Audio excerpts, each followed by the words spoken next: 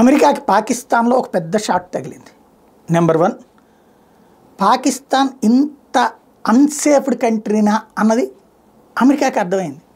ఇదివరకు దాన్ని బేస్ కింద వాడాలనుకుంది. F-16 యుద్ధ విమానాలు ఇచ్చింది.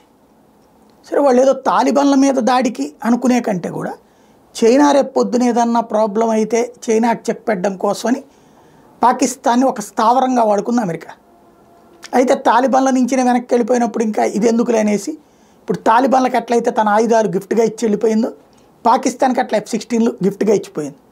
F-16 అంటే అత్యంత పవర్ఫుల్ అని ప్రపంచం అంతా ప్రచారం చేసుకుంటున్నటువంటి అమెరికాకి పాకిస్తాన్లో అది కూలటం, పాకిస్తాన్ వాళ్ళు వాడి దాన్ని కూల్చడం భారత్ చేతిలో రెండవసారి కావడం పరువు పోయినట్టయింది.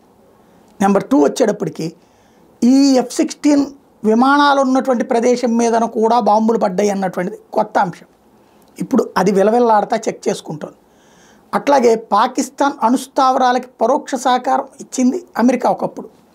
భారత్ అణు సామర్థ్య దేశంగా ఉన్నప్పుడు అది రష్యా జట్టులో మనం ఉన్నామని, రష్యా మనకు సహకరించిందన్న పేరుతో అమెరికా పాకిస్తాన్కి పరోక్ష సహకారం అందించింది.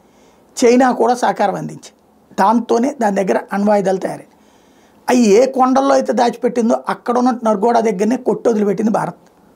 ఇప్పుడు అదొకటి అమెరికాకి షాకింగ్ పరిణామమైంది.